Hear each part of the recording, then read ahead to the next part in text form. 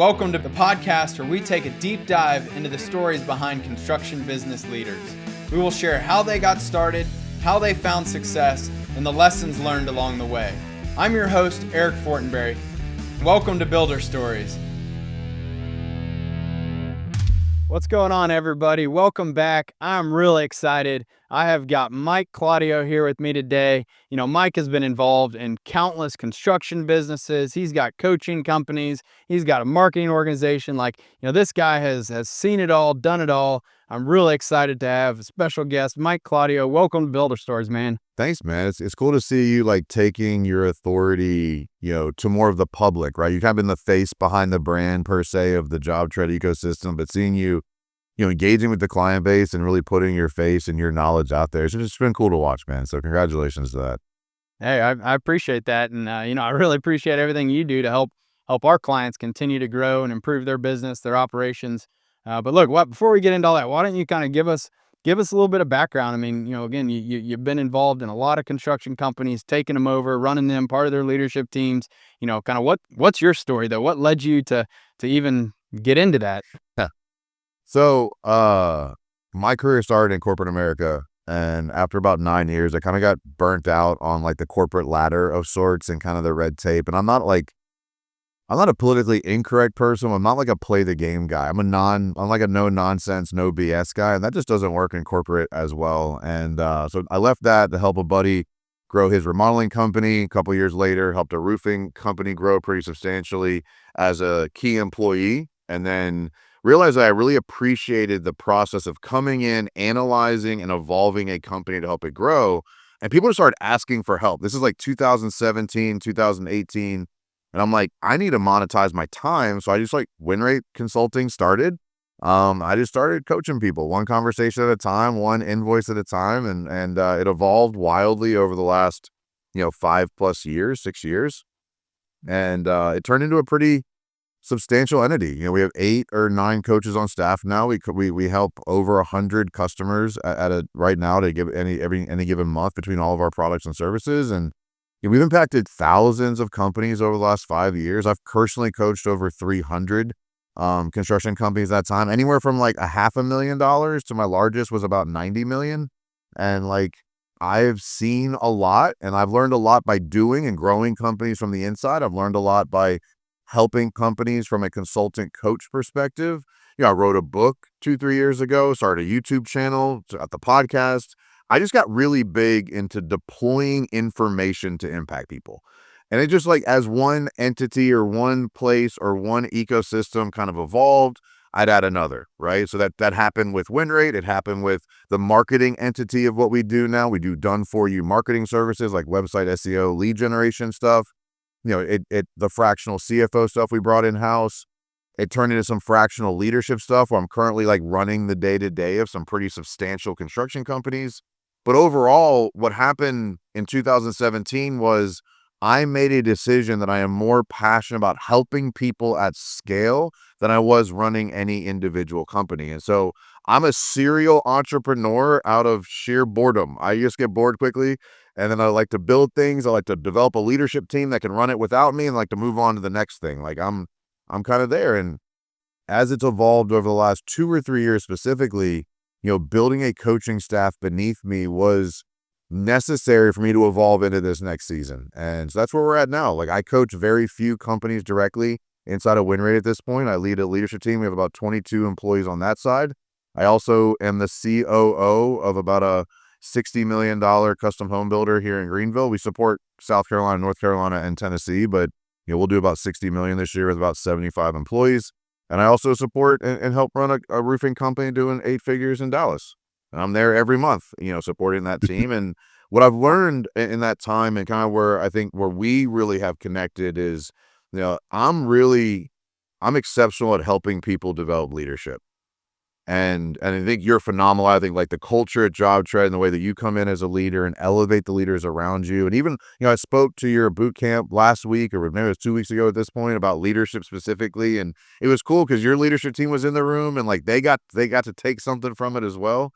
But developing leaders is what I do. I am a leadership expert. I'm a communication expert, and I have found a path that allows me to massively impact companies at a large, not just individually, but a lot of companies at once, due to my ability to develop independent leaders, not in my own company as well as other companies. And that's ultimately how you scale. You cannot scale without leadership. You cannot scale your impact. You cannot scale your money. You cannot scale your time. You can't scale anything without your ability to develop leaders. And like, that's kind of the niche I'm in right now. And I'm doing it in construction, but Mike Claudio is a leadership expert in my opinion. And I hate saying that. Like, I've had to learn to humbly accept the fact that I'm really, really good at this thing, right? Like, you're really good at app development and scaling companies. Like, you're an expert at app development. Like, that's what you've done, and successfully. You have the attributes and the accolades to back that up, right?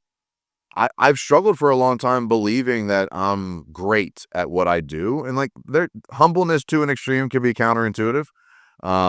But I think at this point I've proven through what I've been able to develop and accomplish over the last 5 years, like, I am an absolute like leadership expert. And that is what has allowed me to build all of the different things that we do at this point. Man, I can attest to that. Again, I've been a longtime follower, consumer of your content.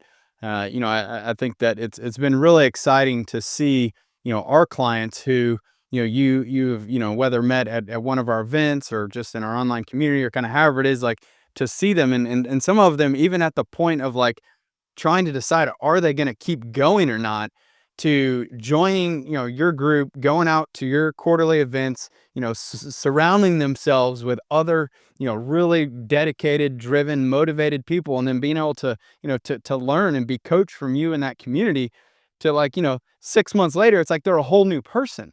And they're back on the horse, kicking ass, driving, progress forward for the business. Like, it's just like, to me, like, that's like the most rewarding thing you could ever see, is like somebody who's just like at the point of just breaking, and being able to come out such a stronger person after, a few months of, really, devoting themselves to becoming a better leader, a better, company as a whole. Like, just how do we keep growing, and recognizing, like, you can't do it alone. You can't do everything by yourself. Like, you got to build a team, and you got to figure out, what are the things that I need to focus on and what shouldn't I focus on. And I think you're really good at helping people understand that.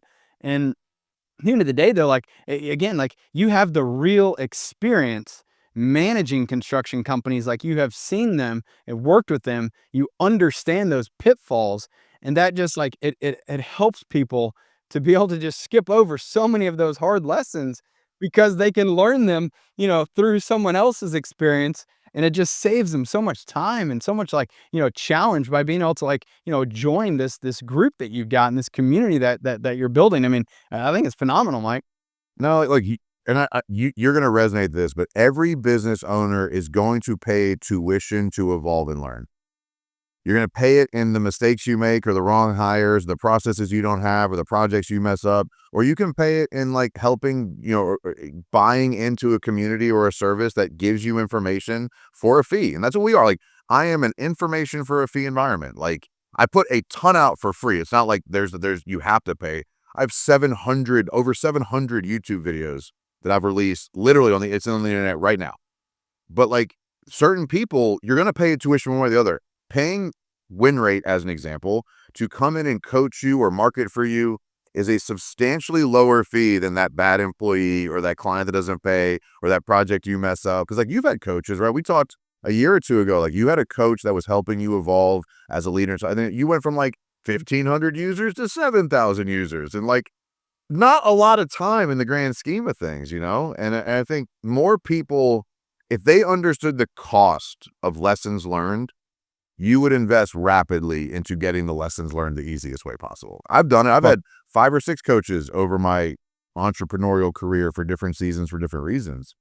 And I think more people, we've been saying this for a long time, more people deserve the results our clients get. And we have a dozen, maybe 2 dozen overlapping clients that have some incredible stories that I don't take any credit for. Like, they signed up, they did the work, they asked the questions, right? I built the team to help them, but we have some overlapping wild success stories. I think we had 3 or 4 WinRate clients win awards at JobTread Connect in 2025. Like, that's mind-boggling to me, that, like, we had a couple of like, maybe you had a dozen awards, I think 3 or 4 of them were WinRate clients. Yeah. And like, Yeah. that's just cool to see because I think our values align so much in the way that we run our companies and the way that we strive for impact, the way that we meet our clients where they are and really try to give them what they're looking for. You're better than anybody I've ever seen at that from the app development side. But it's just really cool to see the impact that like when good people get together and people, you said it, people commit to doing the work. That there is no secret sauce. You have to commit to doing the work. There is no, I give you all the ingredients to the recipe, but if you don't put it together the right way, it's not going to work. But it's cool to see the impact that like job tread clients have had who have been in both ecosystems. Yeah, absolutely. So I'm kind of curious, just like, again, having worked with hundreds of different construction companies, like what do you see as the most common, challenges or where, where are they just, stumbling? Like what kind of gets them off track of where they want to be going that, you know, what are you seeing? So not pre-planned. There's 3 things that came to mind. 1, they don't know where they're going. They don't actually have a vision for what they want. They're just working hard today, hoping to get paid, managing their business success by how much money's in the bank account. And like they have no vision. So like, 1 is you have to have a vision for who you want to be and what you want to be known for as a brand. Not just even as a service provider, but as a brand. Who do you want to be and what do you want to be known for?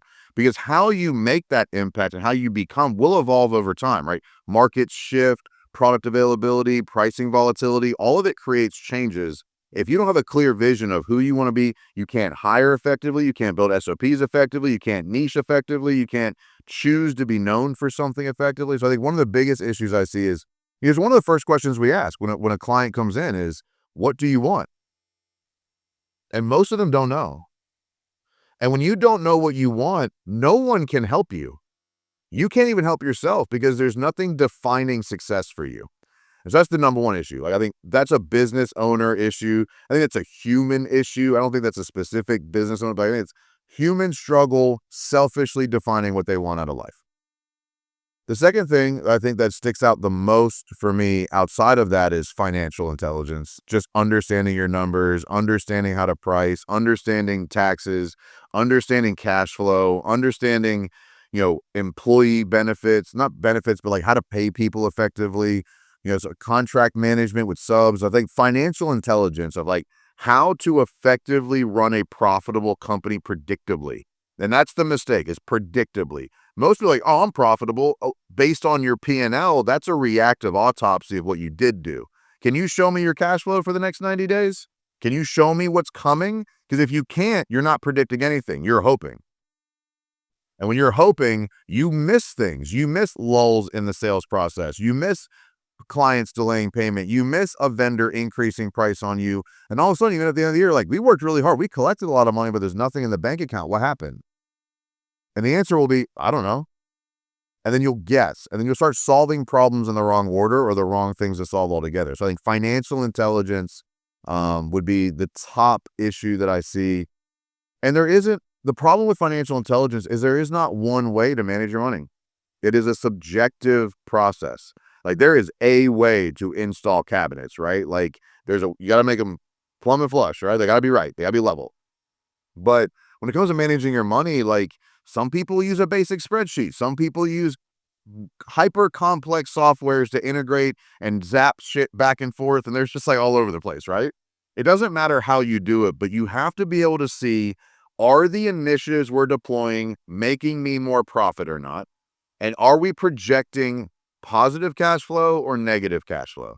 If you can't do that, you're not actually running your company. You're showing up to it and hoping it gets where you want to go. And you might not even know where you want to go. So it's a complete and utter mess. So there's 100 solutions to that thing. But that's the second biggest problem I think I see. Lack of vision, financial intelligence. And then the third would just be general self-belief. I think that is a common business owner theme. Scarcity, imposter syndrome, fear of the unknown. I think a lot of business owners seek certainty of what they're doing. And like, you never get there. You are never certain in what you're doing next because you've never done it before. Like, if you have found success in business, you've already achieved more than you probably thought possible from the beginning. And now you're heading into uncharted territory for you. seeking certainty. And you're like, well, if I'm not certain, then I might be wrong. And then the hesitation and the delayed decision making sets in. If you don't have a vision, you don't have financial awareness, and you don't have clear self-belief in decision making, you're screwed. There is no way that person can be successful long-term in business. You might like flash in the pan, have some success. I sold $3 million my first year, but it cost you 3.4. And somehow you're bankrupt, but you're celebrating the new trucks, but you don't actually have anything to show for it.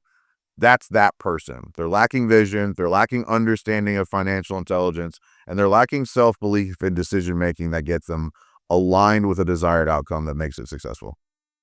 Yeah. No, that's couldn't agree more. I mean, I'm curious, how do you see how much of an overlap is there with the way that somebody shows up to run their business and how they manage their personal life, their home life, their relationship with their spouse or partner? Like, how much overlap do you see there? So I'm not like a fan of the like how you do anything's how you do everything statement. I think it's a little generic in the grand scheme of there are some things I don't care to be good at. So like, does that mean I'm bad at other things too? Like, no. But I think I'm big on core values. You heard me talk about it a lot. I've done a presentation on it.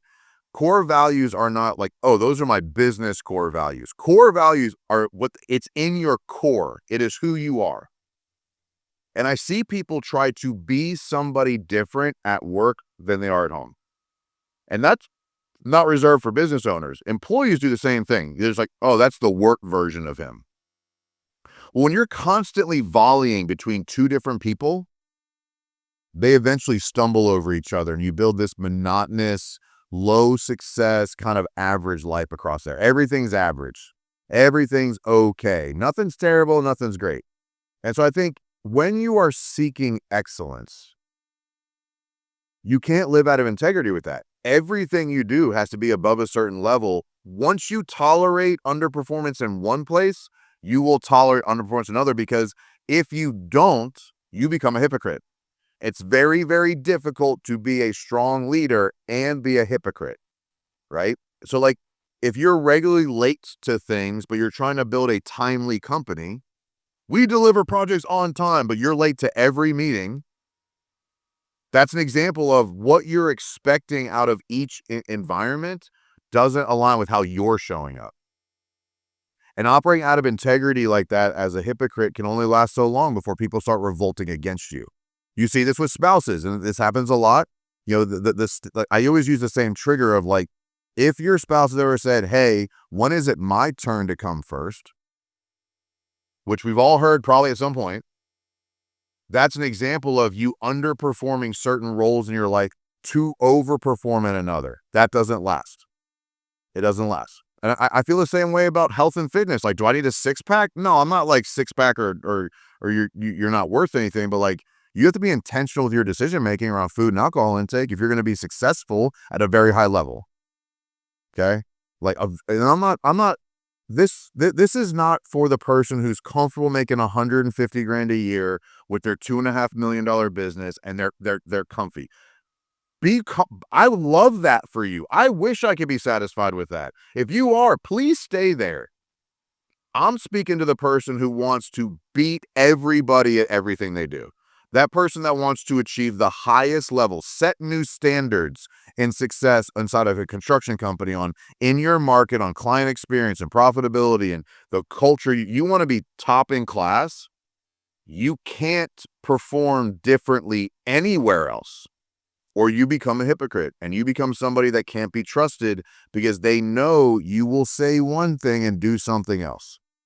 And that you see it in marriages, you see it with kids, you see it with fitness, you see it with vices, you see it with, people who like to take the edge off. Cool. I'm not taking the edge off the blade that I use to attack life. Like, I don't want a dull blade to attack life with.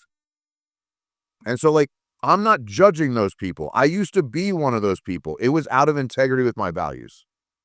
I chose that I'm not going to live with anxiety anymore. I was a huge anxiety-ridden human for a long time. And the reality was I allowed a lot of people's opinion of what success looked like to hold me back. Like the when's enough, Mike? Never. I'm on a journey to crush life. There is no enough. There is no end to this. I'm going to constantly push the envelope what's possible. To do that, I have to be excellent to the best of my ability in every role that's important to me. But what most people do, and I think where people really fail to your question of that overlap, is they try to play too many roles. Like, I'm husband, father, leader, athlete. If it does not support one of those 4 roles, I don't make time for it. Too many people try to be in too many places at once. They try to do all the things. They try to make everybody happy. When you try to make everybody happy, you're the person who by 4 o'clock in the afternoon have nothing left to give anybody else. And that's where I think people start to fail.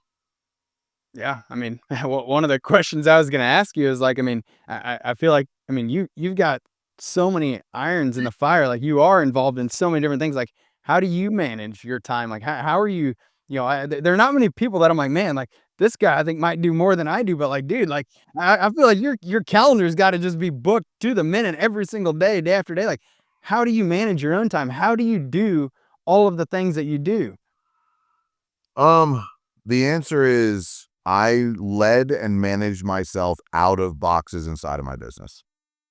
So it wasn't always that way. Like I used to be stuck on Zoom calls coaching people 30 hours a week. There was no time for other things. The reason I'm able to fractionally run companies and step into COO roles of a $60 million company is because I worked my way out of responsibilities in this place to do that thing. And the truth is, I'm just not afraid to tell somebody no. I'm not afraid to tell a client, no, I can't call you tonight. No, I can't be at that meeting. No, you can handle that. You don't need me there.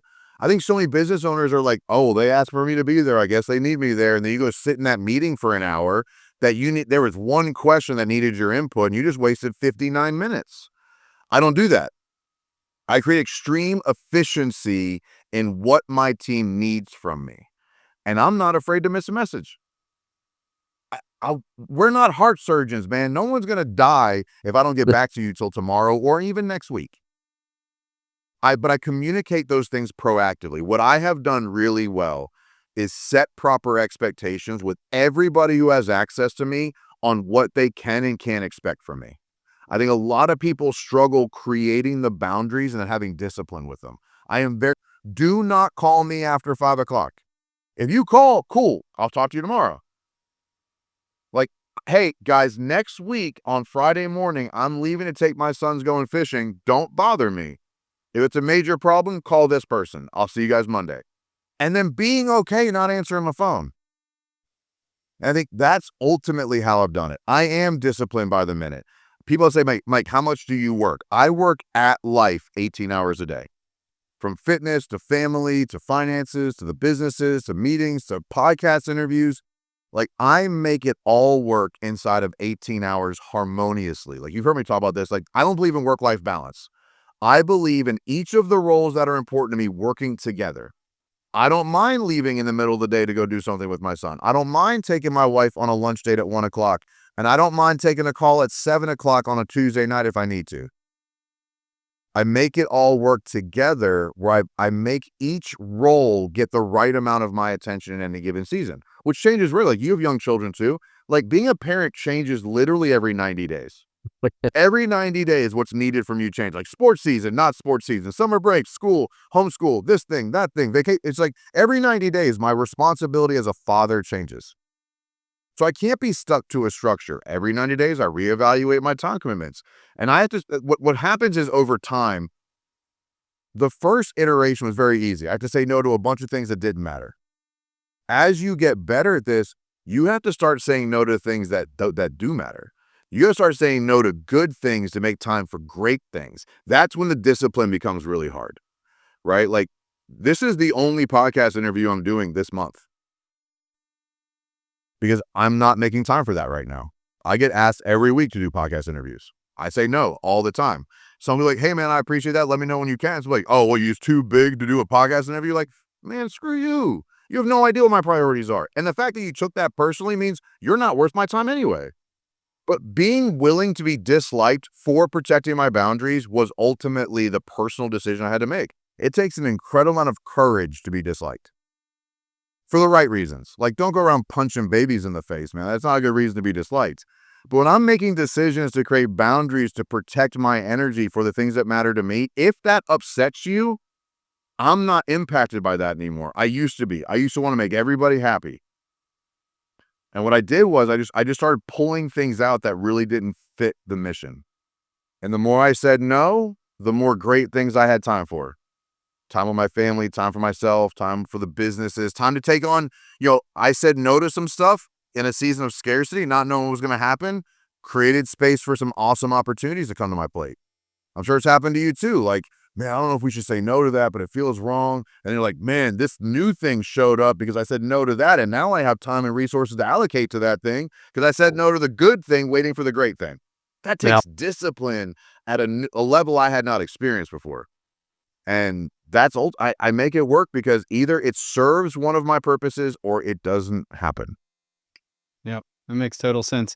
I'm curious, do you believe that everyone has the potential to be a great leader and to be successful, you know, building a construction business? Like, is this something that like you think everyone's got that potential, or are there people that just this isn't the right role for them? And is that something that is can be predetermined versus them having to go through a year of hard work to find out that that just isn't the right fit for them? All right. So I don't think are they capable or not is a timing issue. I think everybody could evolve into a leader. Not everybody has a long enough runway to make it happen fast enough to make the business they're in successful. I think some people need to accept I'm currently not the leader I need to be to run this company. I'm going to go get a job to support my family right now because making $3,000 a month isn't cutting it. And the stress of like payroll and selling isn't. I'm going to go get a job to work on myself and then I'm going to try again later. That's the mature that most people don't have. Most people just run themselves into the ground for 10 years, never make it past $500,000, and then like judge the customer. No, dude, no one's spending money right now. That's not true. You see all the new trucks all your competitors are driving. Someone's spending money right now. And so I think it's a timing thing. And I think if people could be self-aware enough to say, hey, I'm just not who I need to be right now to be a CEO of a company. I'm going to go back and get a job to support my family so I can drop this financial stress for right now and then heavily invest in personal development and then try again later. So I think everybody can get there. I just don't know if everybody has a long enough runway inside of their business right now to make that evolution while being in the business trying to run it every day. So no, I don't think everybody who owns a business right now should own a business right now. Do I think everybody who wants to be a great leader can be a great leader? 100%. It's just giving yourself the time and the freedom to learn the lessons in a low impact environment. Running a company as a wildly immature, cocky, lack of humbleness, no core value, you're just not going to be successful. And you're going to judge everybody else who has success like they had something you didn't. The only thing they had that you didn't was leadership ability. But you blame the customer, you blame the vendor, you blame the government, you blame everybody but yourself. That person shouldn't run a company right now. They should go learn some lessons somewhere else. I gotta imagine it's got to be a tough thing for you to decide. Do I coach this person, you know, up, I or do have I looked need to people in their coach them face and out? said, you should not be a business owner right now. You are not capable of running this company. You either need to sell it or you need to shut it down because you're headed in a really, really dangerous direction. And I'll never forget the first time I said it. I was almost in tears because I knew how painful that message was going to be coming from me. Mhm. And I did not take it lightly. And it wasn't like on the second coaching call. We were like 18 months into coaching. And the reality was it wasn't a skill set issue. He no longer loved his company. And if you don't love your company, it makes it very difficult to give it what it needs to grow. And that's happens. Sometimes you build something for the wrong reasons early on in your business career, and it becomes something you don't enjoy anymore. And if you don't love it, you're not passionate about it, no one on that mission or no one in that company is going to grow because you don't want to water it. You don't love it. And he was in a position that he built something he no longer loved. I'm like, look, man, your company may be able to be successful with a different leader. You're not the guy to take this company to where you say you want to take it. And it wasn't a skill set issue. It absolutely was not a skill set issue. He had the skills. He just ran out of passion for it. And Oh, other people I looked at and be like, look, man, you're not doing the work. Like this coaching thing doesn't make sense. Stop giving me money and doing nothing with it. Either start to do the work or let's just call it what it is. You're not ready to do the work. And let's cancel the contract because I'm not interested in taking your money for you to not do the work. Those conversations have happened. The truth is, most people who are like that know they're not going to do the work and they just don't sign up. Like most people, one of the biggest objections we hear is, I don't have the time or willingness, I think, to do the work you're going to ask me to do. So I'm not going to sign up. That's a very real objection we get. There are people that are self-aware enough to say, I'm not interested in getting uncomfortable. I don't want to evolve. I don't want to change. I don't want to make it harder for myself. Cool. Then don't be a business owner. Like, go get a comfortable job and support your family. Stop making your family live in poverty because of your ego. That's miserable. yeah. So I got the pleasure of getting to hear you. I think it was when you were keynoting one of our events, maybe 2 years ago or something. But you've got a framework for helping people to develop their mission, their vision, their core values. Can you share a little bit about that framework and how you help people apply that to their own situation to come up with these? Yeah. So mission, vision, and core values tend to be one of the first things I work with everybody on because that paints the picture and builds the path for everything we do after it. Because every decision needs to be challenged versus those things. Like, does this align with our mission? Does this help us accomplish our vision? Is this aligned with our core values? Like, everything you do, from every hire, every fire, every process, every technology advancement, everything you do needs to be challenged versus those things. And so the mission is, why are you in business? Like, what is the impact? What is the problem you're trying to solve? Like, what is the mission? Like, our mission statement right now is, our WinRate's mission is to elevate success in business and life. Like that. If every decision gets, does this help us elevate success in business and life? Yes or no? So the mission has to be somewhat of an intangible impact that you're trying to make. I have a client right now, like their mission statement is, we want to impact communities through technology and mulch. They're a landscape supply company. So but that's what, does every decision we make help us impact our community using technology and mulch? Like, it's evolving right now. So we're kind of changing their landscape supply to be more broad spectrum, but that was the mission that we built 2 years ago. So it has to be something that matters to you. And one of the first questions I ask is, why did you start your company from the beginning? Typically, it was to overcome a problem you were seeing in the marketplace, whether it was a company you worked for. You're like, I can do it better than these guys. Cool. What was that? What was it you want to do better than them? Or you could just be like, there's something you want to bring to the community or the world that you want to have. Great. Start there. Sometimes your mission can be selfish. Like, I know some people that part of their mission is getting filthy rich.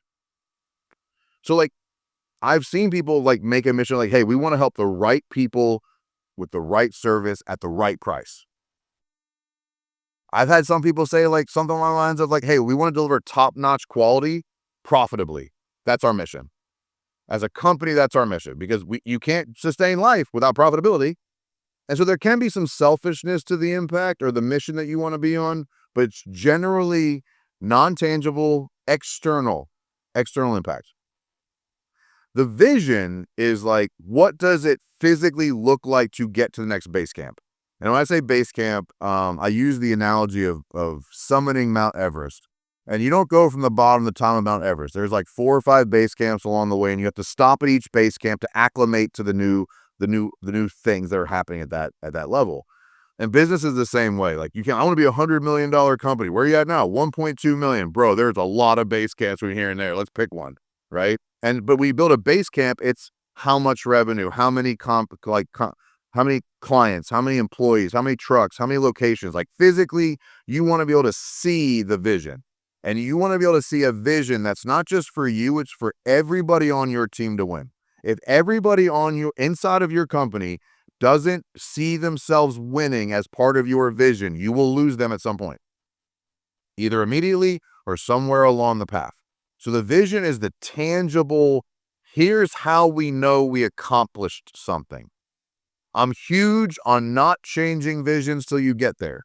I've heard a lot of motivational speakers, so every time you get close, move it out, keep yourself motivated. That works for you as the CEO.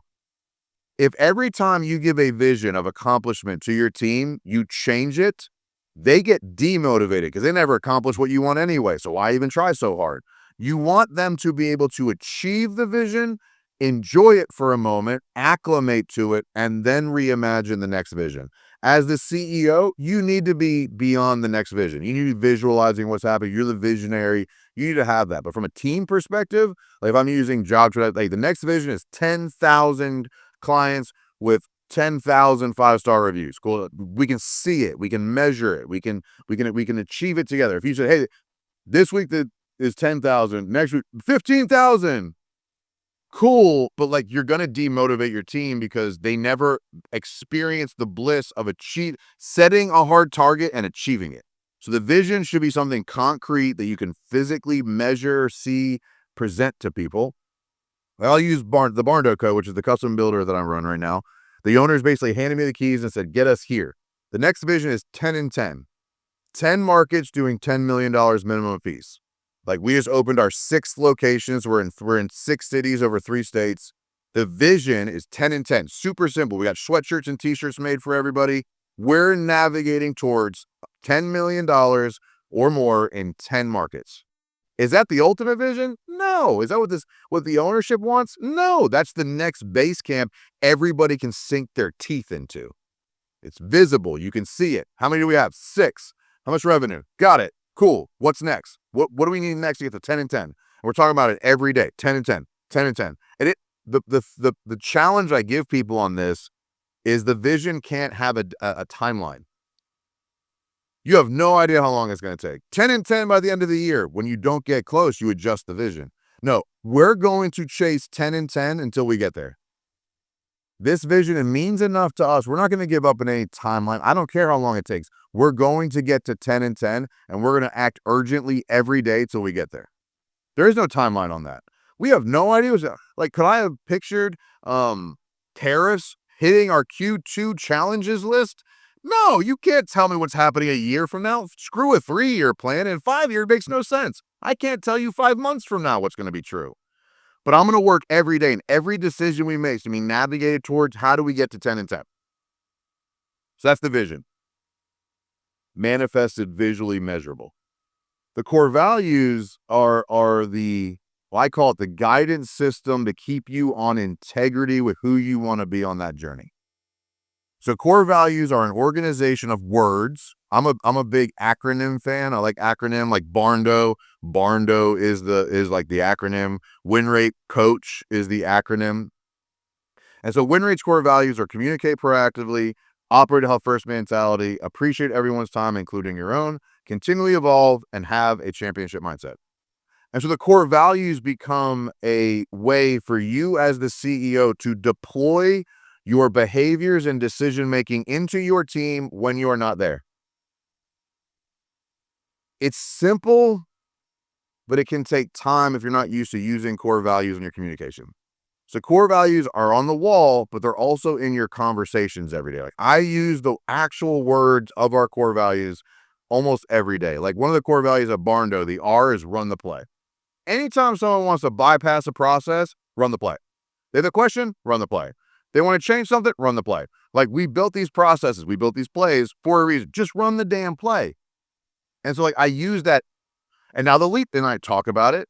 Because when I joined Barndo in September, I rewrote the core values. They were there. They weren't making an impact the way they needed to. They weren't changing the way people behave or think or make decisions. They were good. They just weren't deployable. It wasn't the right words. So we rewrote the core values. And now people talk about them in regular conversation. Core values should be brought up in regular conversation all the time. But ultimately, core values are they're words organized into how you want to show up, how you want decisions to be vetted, how you want behaviors and culture to be. I don't know. I probably could be explaining it better. I don't really know a great way to explain core values to someone who doesn't know what they are, because I've just been a part of who I am for a long time. Yeah. But core Do you, values become the guidance system that help you accomplish your vision and execute your mission within alignment, with an integrity of who you want to be on that journey. Because there's plenty of ways to make money. Not all of them come with integrity. Sure. Do you think that this, like, do do these mission, vision, core values, do they get developed by, the business owner, the entrepreneur, the leadership, or are these developed, like, with your team in a larger, kinda setting to try to get buy-in? The answer is there is not a rule of thumb for this. It really depends on your organization. It definitely doesn't include everybody. Um, when it comes to like core values, if you've never built them before, one of the best practices is like ask your family and your best friends what do they think your core values are, and they tend to have an answer. Like core values tend to be the things that trigger you the most. Like communicate proactively. I hate reactive communication. Like it triggers the shit out of me. Like it really does. Like I hate being late for stuff. I hate for people being late for me. Appreciate everyone's time, including your own. Right? It's like core values tend to be something you operate by already. Like, people know what you value without you needing to say it because of how you emotionally react when things trigger you. So if you do, like, I would start there. If core values are something you've never done before, um, you can Google a list of core values. That, hey, can you circle the 5 core values you think that I represent the most? And like, ask the people that know you. This is not an exercise for your brand new employee that started last week. Okay. The core values, more communal, can help you create because they have to align with the owner. And I didn't say this earlier, but core values can't be aspirational. And so like when you have to make sure your core values are something that you inherently already represent. They can't be aspirational because you're out of integrity with them from day one if it's not how you're already operating. So asking people who deal with you on a daily basis, what do they think your core values are? And or like, can you choose from this list I printed from Google of core values? That can be a communal thing. The mission, why you're in business, I think needs to be done by the CEO. I think it needs to come top down because no one knows why you started the company. And the truth is, no one knows what it takes to run a company until you've run one. Like you can't explain it. You cannot explain to an employee what it's like to be a business owner. And so for them to understand mission development, not understanding what it takes to run a company, I think it'd be very difficult. Sure. The vision is probably a blend of both. The CEO has to have an idea of what they want, but you should collaborate with your core team on, do you guys agree that this vision is attainable and excites you? And is this something you want to be a part of? Because they have to want it to come to life. And I heard Ed Milet say this once, and I've used different analogies for it, but like your vision has to be so big that everybody on your team sees their vision coming to life being a part of yours. So that has to be a collaboration. You can't do that alone. So, but again, that's not every employee on the company. Like if you've never done it before, it's your core leadership team. If you don't have a leadership team, then you have no one to ask anyway. But like, it's important. If you have no team, you have to ask your spouse. Like your spouse is your key team member. If you don't know that already, you're not operating that way. Like challenge accepted. Your spouse is your top, like number 2 team member. If they're not on board with what you're trying to build and what it's going to look like, you're going to deal with a lot of pressure over the course of building that's going to make it very difficult to succeed. But if you have a team, making sure that the mission is something that they're excited about, that's not a collaboration. That's a wordsmithing why you started your company and why you're in business. The vision should be a collaboration. What do you guys want to accomplish? What do you guys want in your life? What would we need to build for you to have what you want? That's a great question to ask. Hey man, I don't really know what our vision for our company should be. Let's talk as a team and say, what would we need to develop as a team for each of you to have what you want in your life? How much money do you want to make? How much freedom do you want? How much vacation time do you want? Well, I want to make 150 grand a year. Cool. This is how big the business would need to be for you to make 150 grand a year. Do we want to go build that? So like, I think that's a collaboration. And then I think core values, it's a collaboration, but you have, like, the owner can't be out of alignment with them. So you can't Sure. be like, it can't be aspirational statements of we're going to be timely and you're late on everything. Like that doesn't work. So I think I answered the question. Yeah. There's not really a rule of thumb, but there's definitely some best practices on that. Yeah. I mean, I always tell people I think it's just really important to figure out the things that you are very passionate about, the things that just kind of get you going that, you can get the rest of your team members passionate about to work together, to get on the same page, rowing in the same direction. Like I think it's just so important that people take the time to reflect and to try to develop these, the mission, vision, core values out because like at the end of the day, like if you don't have it, well, where are you going? You're lost. And so, like, I think to the extent that you can do that, and even kind of before you go and start to build out this huge team, because you got to use it to attract and recruit the right people.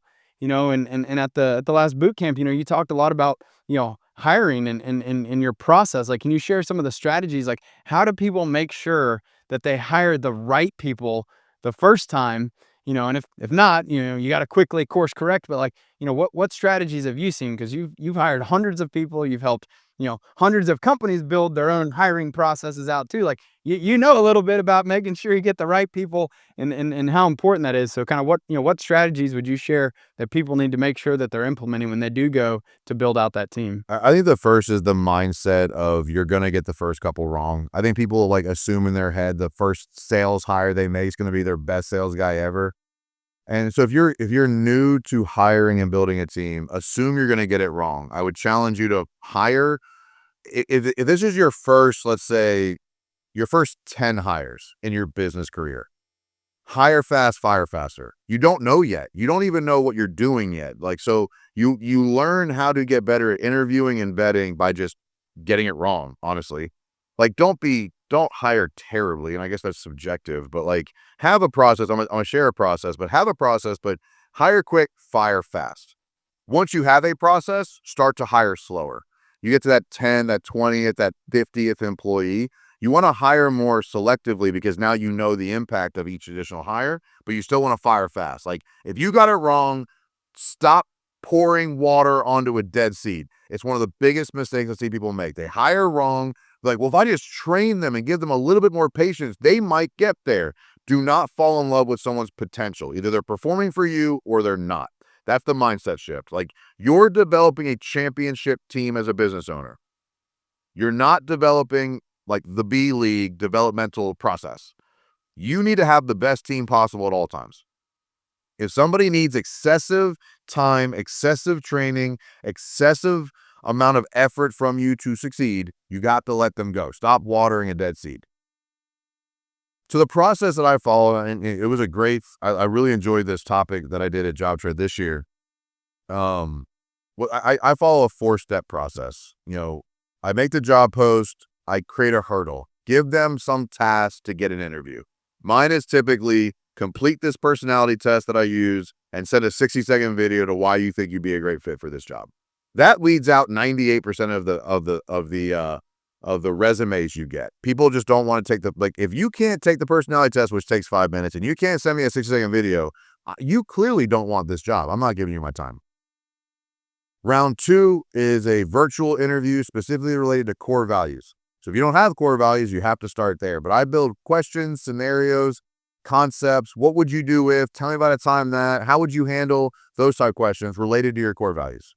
As an example, it's an easy one. Like, one of our core values is continually evolve. On every interview, I ask people, what do you do for professional and personal evolution inside of your life? Read books, listen to podcasts, self-educate, watch. If you don't do any of that, you're not going to like working here. We evolve quickly, and you better be on board with that. We're evolving on our own. I don't have time to evolve you too. So, like, continually evolve is one of our core values. One of my questions in the first round live interview is, what do you do for personal and professional evolution? How do you invest in yourself? If the answer is you don't, that might not be the only reason I don't hire you, but that's going to be a big problem. Like, that's going to be a big thing we have to overcome early on. Round 3 is typically an in-person interview where I'm testing what their resume said. I don't even look at resumes until round 3. It's a waste of time. I learned this back in my corporate America season when I learned that there are professionals out there that will write your resume for a fee. When I learned that, I stopped trusting resumes. And so now in round 3, I will not look at a resume until round 3, but I'm testing what your resume says. If you said you have 4 years experience in this, and I ask some basic questions about that thing, like sales. Hey man, how do you manage your CRM? What do your note structure look like? What's your follow-up cadence? And you don't have answers for that, you were not in sales for 4 years, okay? That's a lie. That is not true. So that's round 3. And then not every time, but a lot of times round 4 is a test day or a homework assignment. I'm really big on this in the final stage of like really seeing them engage with your team. So I want to see like let's say you're hiring a laborer. Do they do it? Like, do they jive with the team? I will pay them for that day. If it's a laborer, I've done a homework assignment for a salesman. Hey man, get me 2 leads in the next 7 days. If you can't get me 2 people interested in a conversation with us in the next 7 days, it ain't gonna work out, man. Like, it is like it ain't gonna work, okay? And so, like, I'll pay them for that if they close or whatever. I'll compensate them for the homework assignment or the test day, but I wanna see how they jive with our model, how they jive with our employees. I want them to talk to people, be around people, and I wanna prove that, like, they can actually do the things they say they're gonna do.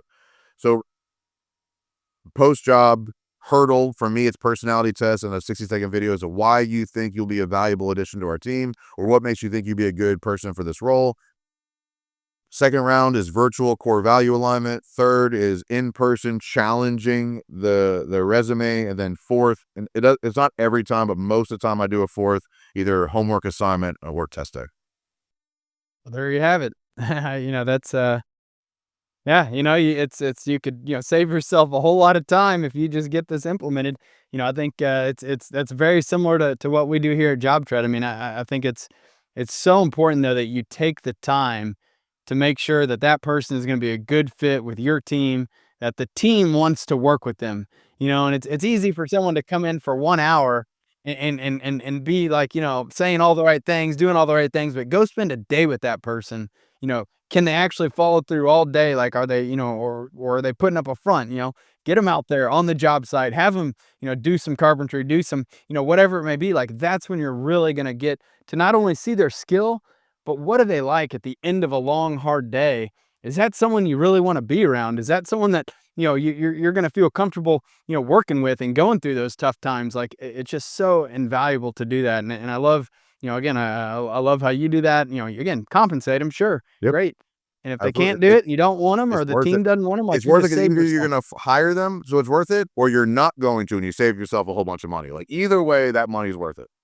Yeah, But I yeah, wanna say this, on totally. that process, if the only thing you implemented was the hurdle at the application process, I hear business like, "Oh, I got like 50 resumes to go through." They all run together. You don't learn anything from a resume. So if the only thing you implemented was a way for people who applied to go through a hurdle to get an interview, where you did not have to look through a couple dozen resumes, if the only thing you implemented, it would save you an enormous amount of time in the interview process. Yeah. So I'm curious, and this might be a tough question for you, but like, is there a, can you tell us a story of the client that you're most proud of, that you think you've made the biggest impact, you've helped, achieve the most progress since they've been working with you, joined your team, whether they're still there or not, like, just, what if you had to hang your hat on one client that you've just made such an impact, who would that be? What would their story be? All right, so I'm gonna tell a story, and then I will answer the question. Someone asked me this question for the first time probably 2 or 3 years ago. And no, because I hadn't been in business that long, and I really hadn't built a name brand yet. But someone asked me that question. It was probably 2 or 3 years ago, and I sat there, like, kind of stumped from them. Like you said, it's kind of hard to answer because we've had clients succeed in losing 100 pounds. We've had clients succeed in getting sober. We've had clients save their business, like you talked about earlier. Like, I'm going to shut this down, and all of a sudden they're thriving.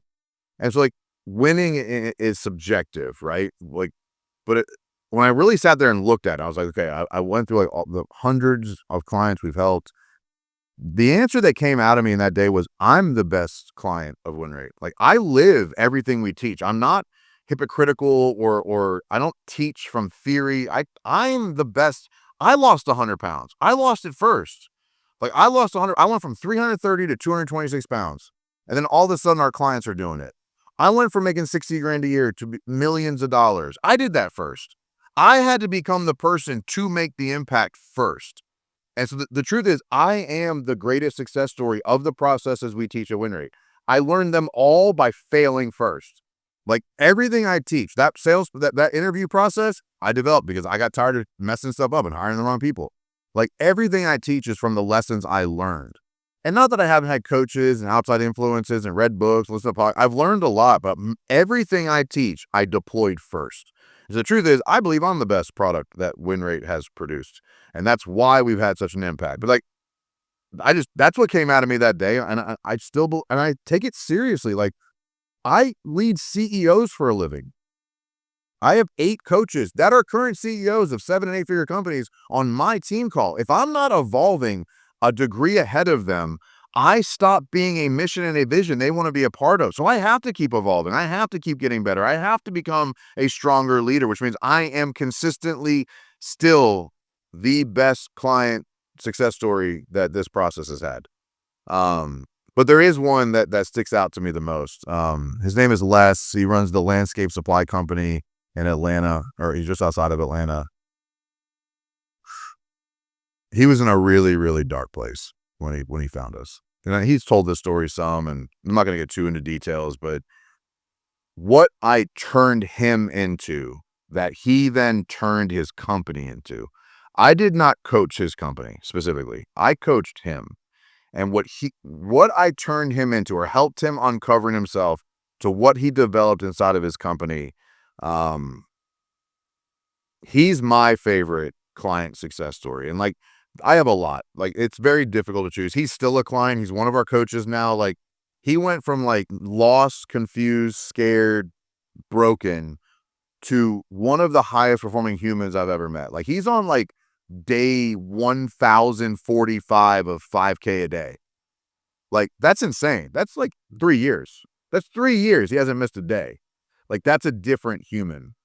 But if I look at like typical business success, we had a client in St. Louis who's a roofer who joined us. His target revenue, Eric, you'll appreciate it, his target revenue in 2024 was $5 million. At the end of 23, his target revenue for 2024 was $5 million. At the end of Q1, he sold for $14 million. Huh? Of this year. Like, in 18 months, he went from hoping to get to 5 million to exiting for 14 million. And like, we're about to go do this big like client like case study on him and kind of how the process went. But we really can. WinRate can help you start your company, scale your company, or exit your company. I've helped about 10 clients at this point exit either all or part of their companies. Like, we've proven we can do this. And I've been quiet about it. I don't like celebrating client wins as my trophies. I don't like doing that. There's an intimacy to coaching. There's a privacy to coaching. I don't like sharing clients as my trophies. I'm building my own shit. Like, I got my own companies. But the truth is, we've helped people build wild success in business and life. And we're taking it to a new level now. Like, we've elevated with done for you services like fractional CFO, fractional COO, marketing services. We're developing a system right now that we can package up and help somebody from startup to scale to exit. And we really are experts at every stage of that. And what we're going to do next is going to be pretty, it ain't gonna be easy, but we're in the process right now of taking it to a whole new level. And, Awesome. I'm really excited to take everything we've learned basically in the preseason, I would call it, the last 6 or 7 years of learning how to deploy our knowledge and then putting it packaged differently. These next couple of years are going to be something pretty cool. Man, I can't wait to see it. I think, Mike, it's always awesome getting to hear you speak. You're pretty easy to get going, get riled up, get on the roll. But like, I love, dude, I've every been doing this every day for 7 years. I love this, man. It's oh a yeah. pure passion for me. No, I look, I love it, and again, I love the fact that you truly are. You're leading by example. You're not just telling people what to do and then doing something else. Like, you truly are the product of your own coaching, your own experience. Like, everything that you've learned the hard way is what you are taking and helping others to be able to implement and learn from you. And dude, I got the utmost level of respect for that. It's just been awesome to watch you continue to grow win rate, all of the things that you keep building and coming out with. And I know it's genuinely coming from the bottom of your heart. Like, you are so passionate about helping other people be able to have the same success that you've had, because you believe in them, and if they implement and they hold themselves accountable and they have that desire, that drive, work hard at it, they can be successful too. And I love what you're doing, man. I really appreciate everything that you've done for our community, for all of our clients. It's making a huge impact. I hear about it, very regularly. So, again, thank you. Thank you for coming on today, for being the one podcast that you're doing all month. I feel very honored to have gotten that time with you. But, for anyone who's interested in getting in contact with you, learning more about how do they do that? You just go to winrateconsulting.com. If you want to just find my content, podcast, YouTube, book, if you just Google Mike Claudio, like in all fairness, like you'll find me on the internet, like the Big Stud Podcast, Mike Claudio on YouTube. Hashtag Too Strong is the title of my book I published a couple of years ago. Like I have content all over the place is the truth. And if you just Google Mike Claudio, you'll find your content. Some people like YouTube, some people like podcasts, some people like reading. Just Google Mike Claudio. But if you really want to learn about coaching, what that looks like, and the pricing and what's included, if you go to winrateconsulting.com, you'll find all the information about our coaching packages and how we help people. Awesome, man. Well, look, thanks again, Mike, for coming on. Really appreciate it. Awesome. Thanks, Eric. See ya. Thanks for joining us for this episode of Builder Stories. We hope you enjoyed the conversation and gained valuable insights that can help you in your journey along the way. Don't forget to subscribe to the show and leave us a review. And as always, if you or someone you know has a story to share, please contact us at builderstories.com. We'd love to hear from you. I'm Eric Fortenberry, and remember, every builder has a unique story. Keep building yours.